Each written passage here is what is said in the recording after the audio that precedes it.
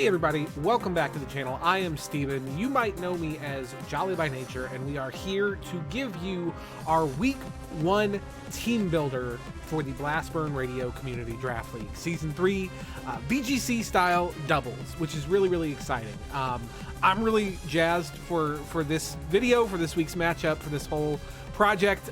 This is my first doubles draft, the first one I've participated in, the first one that I have organized. It is also our first match, and it's our first time playing against this opponent, so I have literally no idea what to expect. I put a lot of time this week into building our team, giving us, I think, the best possible chance of securing a sweet fat dub here. We are going to do our very best. Now, I wasn't sure whether I wanted to make this team builder its own separate video or whether I just wanted to make it like an introductory section of the battle video, which you guys should get tomorrow. So let me know in the comments what you prefer. If you want these separate, more in-depth team builders where we kind of take our time, or if you'd rather just be a quick and dirty before the battle, this is what we're expecting, this is what we're bringing. Let me know what you think. But yeah, let's go ahead and jump into the teams. So our opponent this week is a newcomer to the community. It is Blazedog and his Blasty Blastoises, which Blazedog does not have a team logo, so we got a little cheeky here with our Uwu Blastoise friend.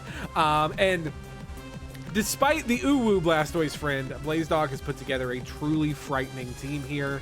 You can see his roster on the screen in front of you, but it consists of Gigantamax Cinderace, Single Strike Urshifu, the Dark type Urshifu, Talonflame, Klefki, Blastoise got the mascot pick, and that's regular Blastoise, no Gigantamax, Galarian Slowbro, Rotom, Goodra, Lycanroc Midnight Form, Scolipede, Fungus, and Steelix. I love this draft. I think this is a really dope draft team. I think there are a lot of really good threats here. And for me, at least, like, I always consider the value of a draft team to be in large part how much value it gets from its lowest tier picks. And this draft did huge on that. Only took one D tier, and Steelix is probably one of the highest values in that tier. So kudos, Blazedog. Fungus is an incredible value, giving Redirect and Spore in a C tier pickup. Obviously not nearly as bulky as Amoonguss, but you can just run Focus Sash on that boy and be sure that, like, you're gonna get at least one thing off, or at the very least you're gonna get doubled up into, right?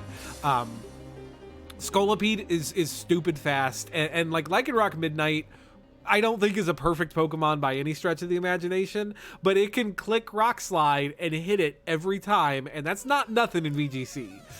So altogether, I think some really solid options here. There's some stuff that's obviously problematic for my team, right? Indeedee is probably, I don't think it's my top offensive threat, but it's near the top of my list of offensive threats. Urshifu shuts it the fuck down. Like, that's a problem. That is a big problem in the form of Urshifu Single Strike.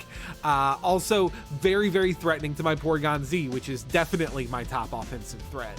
And then Goodra is just so specially fat that it's going to eat hits from those types of threats all day long. I think I actually match up really well against Gigantamax Cinderace.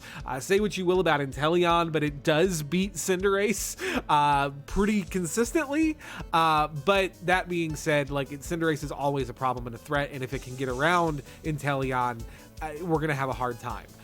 There is no redirection on this team apart from Fungus, which means if you want redirection, you are committing to bringing Fungus.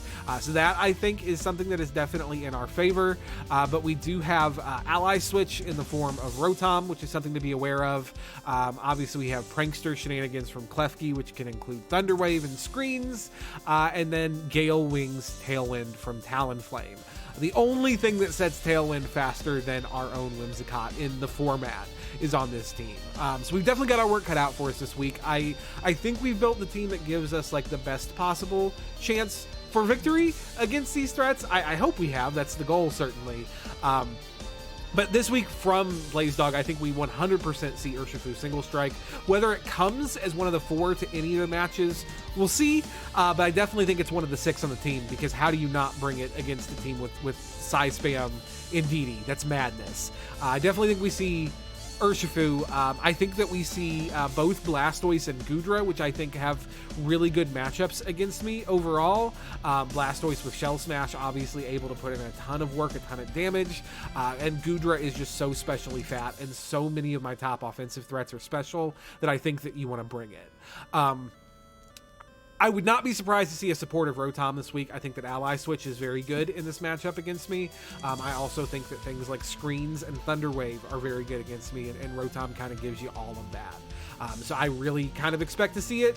And then I also expect to see Talonflame and Cinderace. Again, I don't think that their matchup against me is the best. Whimsicott and Inteleon beats Talonflame Cinderace 100% of the time, or close to 100% of the time, unless I just throw. But I think that they are too good not to bring, even if they don't come to any of the matches, just on the off chance that I don't prep well enough for them. Like, you can't assume how well your opponent's going to play, especially if it's an opponent you've never played before. And again, we've never matched, so I definitely think that Cinderace, Talonflame come to this match. I would not be surprised to see Steelix or Fungus come. Like, I think they both got a lot of value, particularly if Blazedog respects my Trick Room option. I definitely think that those two together, especially, but even separately, are Blazedog's best answer to my Trick Room mode. But yeah, I think that Cinderace, Urshifu, Talonflame, Goodra, Rotom, Blastoise, with possible subs from Steelix or Fungus. Like, that is a team. I don't think that we see Lycanroc or Scolipede or probably Klefki or Slowbro this week. So yeah, that's our opponent's team. Let's talk about our team, about what we've built, about what we're bringing. So first on the squad, we have your boy Legato, Bang Bang, You Don't Want the Smoke, our Gigantamax Inteleon. And this is just really simple, right? Like, this is a rock beats paper situation. Inteleon beats Cinderace. It is faster than it. It is 1 base point faster at base 120 speed over Cinderace's base 119. Talonflame does not give Cinderace a get out of jail, go first free card because we have Whimsicott. So yeah, Inteleon also just has a really good matchup across the board with this team. Nothing specially does great against particularly Assault Vest Goodra, but we can run was it Max Hailstorm, Ice, Dynamax Ice move, which is going to hit it as hard as really anything specially will. And yeah, it's got a pretty good matchup there.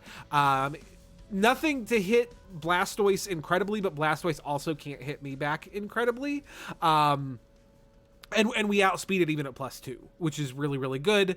Obviously, Max Ice, very good against Rotom. Max Water, very good against most everything that my opponent has, honestly. In testing, I found that the biggest problem with this set is my desire to get greedy and click the super effective move on what's in front of me instead of clicking the best neutral play to hit anything that could switch out that turn. And that's something I'm going to try very hard to be aware of in this matchup. We're running a Torrent Inteleon this week. The hot set, the hot freshness for Inteleon is definitely the Sniper set with Scope Lens and Focus Energy to get those big crits.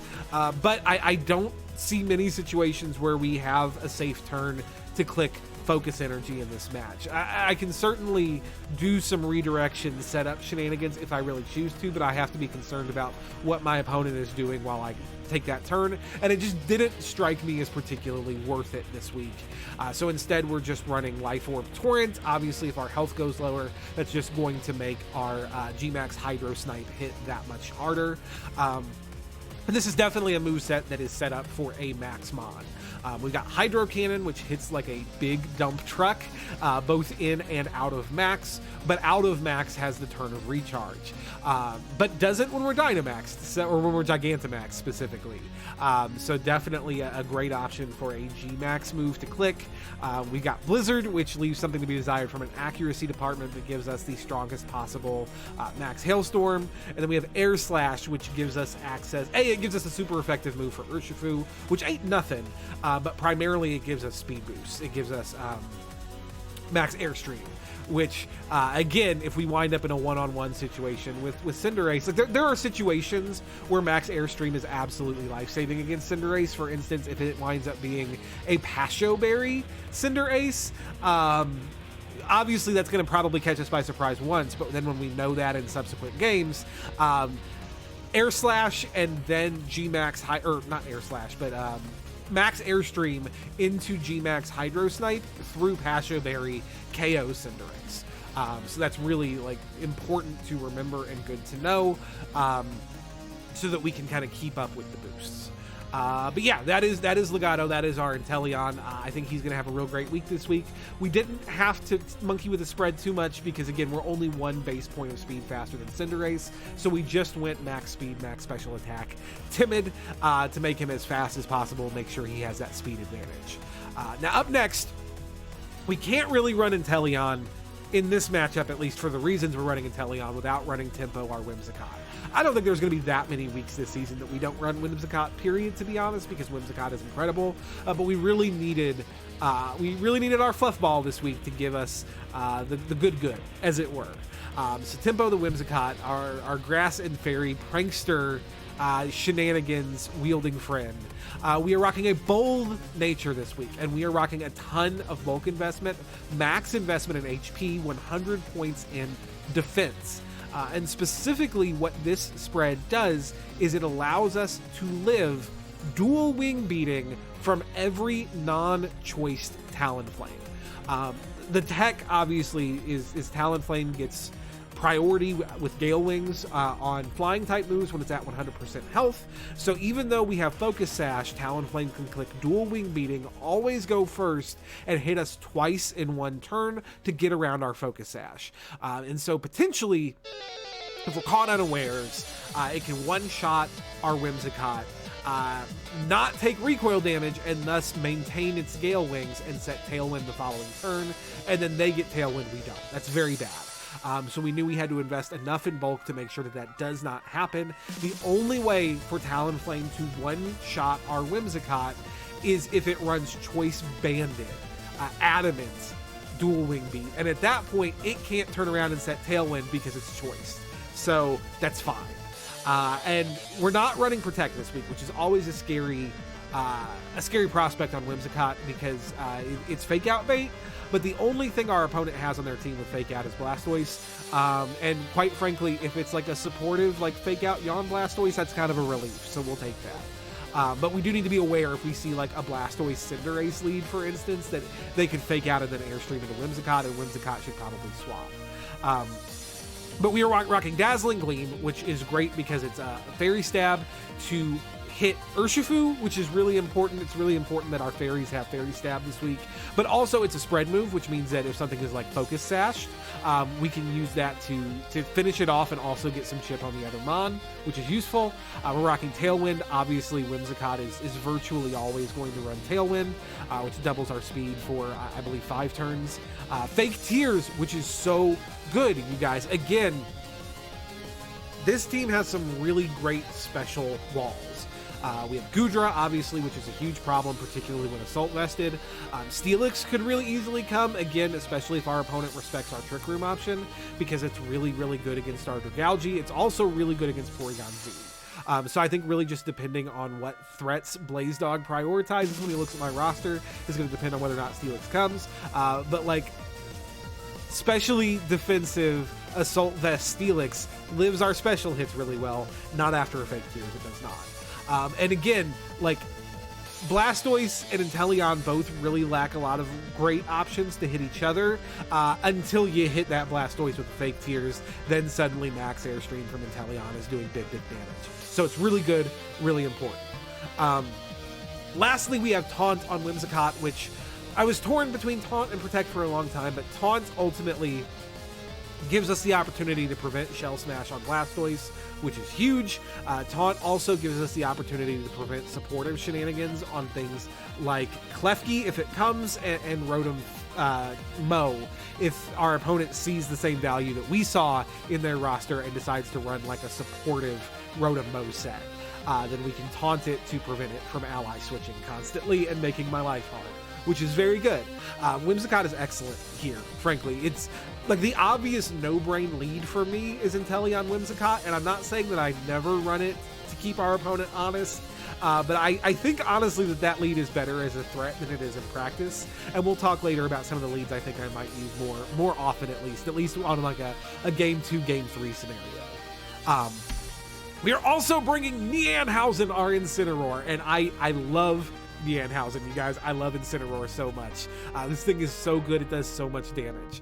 One of the things that our opponent's roster is really lacking is like a defiant or a competitive abuser, which means I can just drop stats. I can drop stats all day long. It is free real estate to bring Incineroar, Intimidate, click Snarl, click Parting Shot. There's no way to punish me for it. It's so good. So we're running like a custom EV spread here on our Incineroar, just trying to live as many of the hits that we need to live as we can, and we do a pretty good job of that overall. All of the most damaging moves my opponent can use, by and large, are 2-hit KOs, which is very good. We eat a max HP Water Spout from unboosted Blastoise, which admittedly that's unboosted, but it's also a max HP Water Spout from Blastoise. We live it. It's fantastic.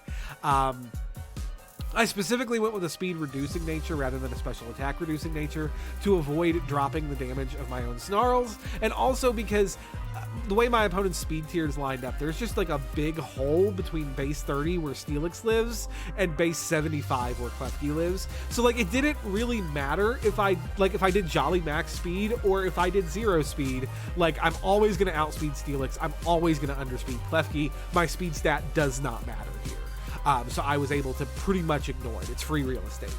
Our moveset this week is Fake Out, which is just fantastic.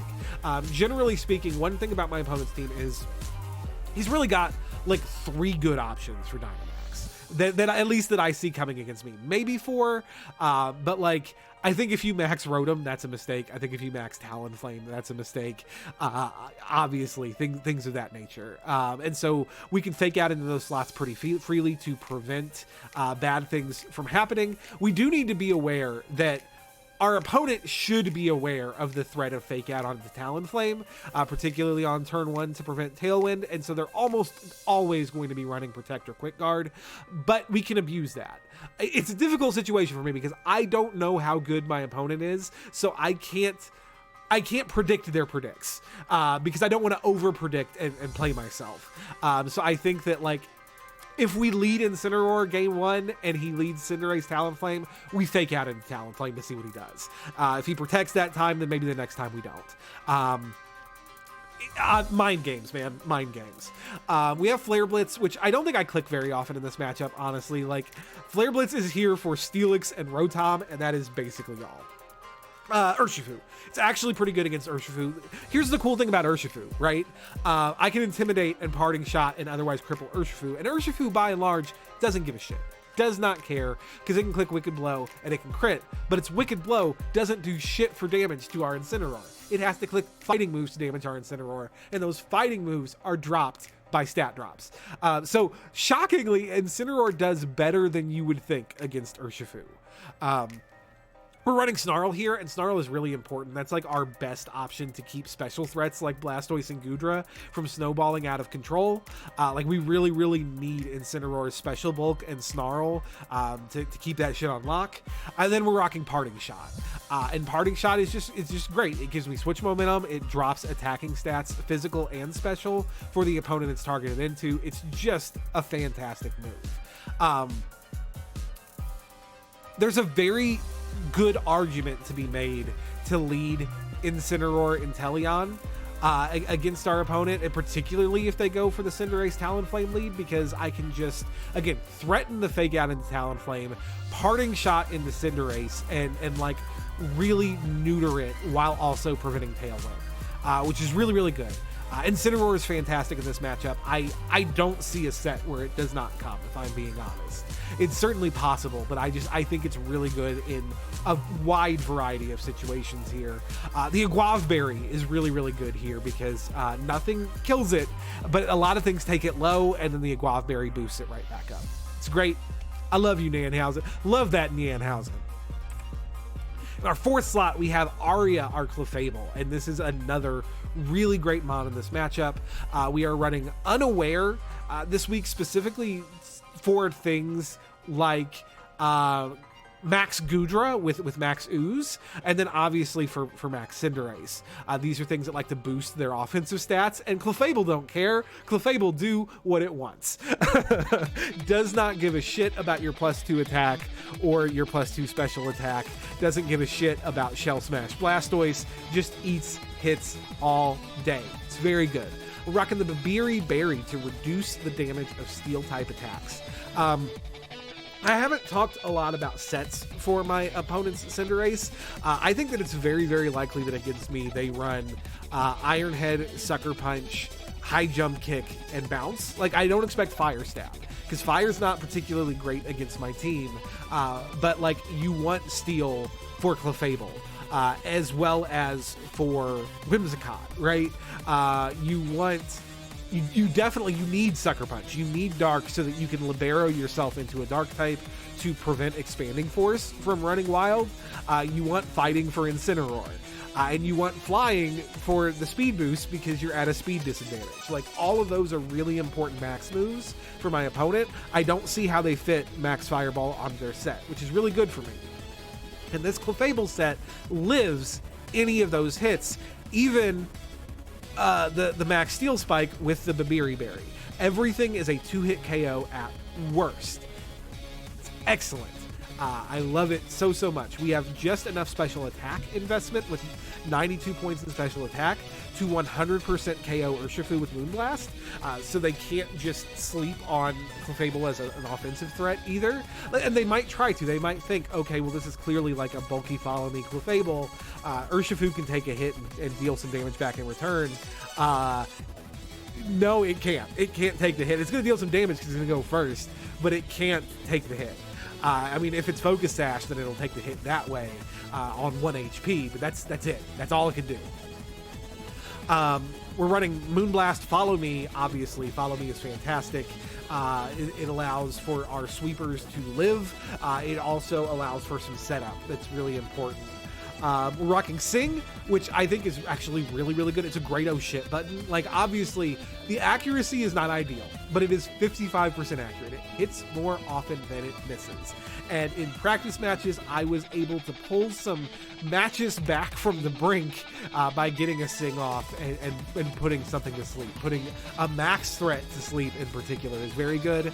Also, really importantly, I want my opponent in certain situations to focus down my Clefable and kill it and give me a free switch in. And Sing applies that pressure where it's like, oh, if I don't kill this thing, it's gonna put things to sleep, even if that Sing misses the first time. So it kind of mentally directs my opponent where I want them to be focusing. And then lastly, we're running Protect. I'm still torn on Protect on this Clefable. That it might wind up being a game time decision. I see scenarios where something like Heal Pulse or Life Dew could be really, really valuable here. But like the threat of Protect keeps them honest, right? Like, there's a very real threat that something like Talonflame is running Taunt, so we can Protect on the Taunt and get another turn to Follow Me off, stuff like that. So I'm not sure. If you watch the match tomorrow and you see that we have Life Dew on Clefable, then you know why. But as of now, the plan is for it to be Protect. Our fifth mon this week is Dragalge. It's our boy Rondo. We're rocking a quiet adaptability Dragalge with weakness policy, and this thing is so good. It is so good, you guys. Once again, nothing fancy with the spread. Minimum speed, so 0 IV, reducing nature, max special attack, max HP. We're rocking Draco Meteor, Sludge Bomb, Hydro Pump, and Protect. And you put this thing under Trick Room. It underspeeds everything bar Steelix, Slowbro, and Fungus from our opponent's team, and it hits them all so hard. Technically, like a physical Slowbro could be problematic here, like if it's a physical set running Zen Headbutt,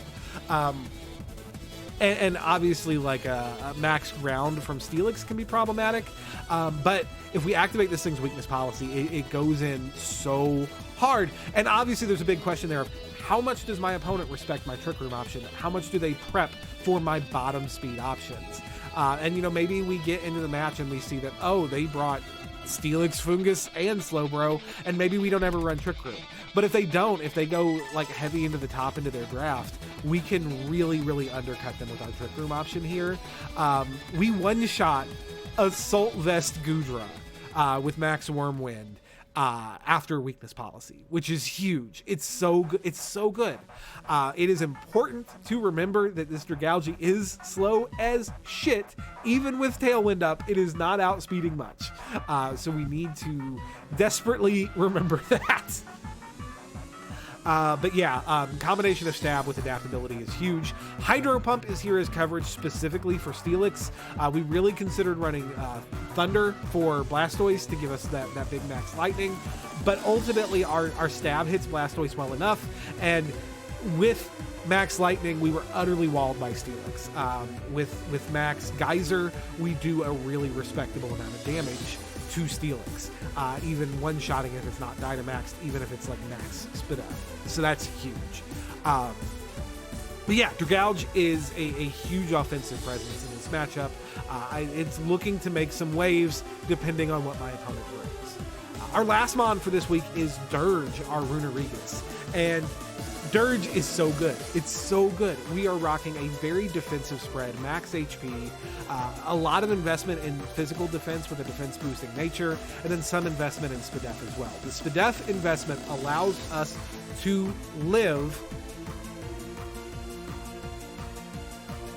What does it allow us to live again? Let me think, because now I'm having trouble remembering because I made these spreads a couple days ago. It allows us to live, I believe, any hit from Goodra, from unboosted Goodra, which is really huge. Yeah, it's unboosted Goodra. Lives any hit from unboosted Goodra. It also lives any hit from Rotom if it's not super offensive Rotom. If it's like modest max special attack, Leaf Storm KOs us, right? But if it's more of a supportive set, which is more of what I'm worried about from Rotom, then we live that hit. So that's really good. Again, we're minimum speed, which means that we underspeed our Dragalge. And we are rocking Trick Room. This is our Trick Room setter. We are also rocking Bulldoze, which allows us to self-activate Dragalge's weakness policy. It also makes Dragalge slower. So like if we get Dragalge out with fast options on the field, click that Bulldoze, and then Steelix switches in after, suddenly we're underspeeding the Steelix, which is very good. We're rocking Haze, which Haze is so important here because like when we lead our Trick Room lead, it's entirely possible. Like if we're up against the Blastoise lead, they take that opportunity to Shell Smash. And then we can just the following turn go first and click Haze, which is so good. And then we're rocking Body Press as our method of offense. It just, with this spread, it just does more damage to our opponent than Poltergeist does, and it hits more of their team. Notably, with this much defense, we live almost all max darkness from opposing Cinderace. We take away its Libero with our Wandering Spirit, which is very good, and then we chunk it for a huge amount of damage with Body Press. So yeah, this is a mon that is poised to put in some work. Primarily a supporting set, honestly. Like it is here to enable and set up Dragalge, but can also like it can pressure on its own if given that opportunity. And I think that in this matchup, we have like really like 3 leads here, I think, which are Whimsicott, Inteleon to just like set up Tailwind, hit hard, or if we're up against a slow lead and we don't need Tailwind to just pressure immediately with Fake Tears max move. We have Incineroar, Inteleon, which is like more of a middle ground lead that both debuffs our opponent while putting on immediate offensive pressure. And then we have the Runerigus Clefable lead, which we would use to set Trick Room and then try to get Dragalge in clean. Keep Rune mostly healthy with Follow Me's until Clefable goes down, Bulldoze into Dragalge, and just start clicking buttons. Yeah, but like this is all really good stuff. I think that both of our sweepers in this match in Inteleon and Dragalge are capable of doing big work here. And our supporting cast, notably, are able to support both of them really well, right? Like Clefable keeps Inteleon healthy by follow meing and redirecting off of it, just as well as it allows Trick Room for Dragalge. Whimsicott is able to Prankster fake tiers for Dragalge just as well as it does for Inteleon. Rune is here to support Dragalge primarily, but that doesn't mean that we can't bring Inteleon in the back for when Trick Room wears off. Like, there's a lot of possible combinations here depending on what my opponent brings, and I think they're all really, really good. So yeah, that is our team this week. I hope that it's really successful. I put a lot of time into building it, into customizing the spreads, getting everything just right, and hopefully I didn't cock it up. Be sure to like the video and subscribe. Turn on the bell. The channel was dead for a good long while, and so I'm not sure how the algorithm's going to feel about us updating again. So make sure to turn on notifications so that you get updates on when we put new videos up, which will be weekly, at least for the duration of this draft league. So look forward to that. And I will be back tomorrow bringing you our battle. Hopefully your Indianapolis Zolts can kick the season off to a good start and go 1-0 as we look to reclaim our championship belt and our Draft God title in our community Discord. But that's going to be it for today, guys. As always, I've been Jolly by Nature. Thank you so much for watching, and I'll see y'all next time.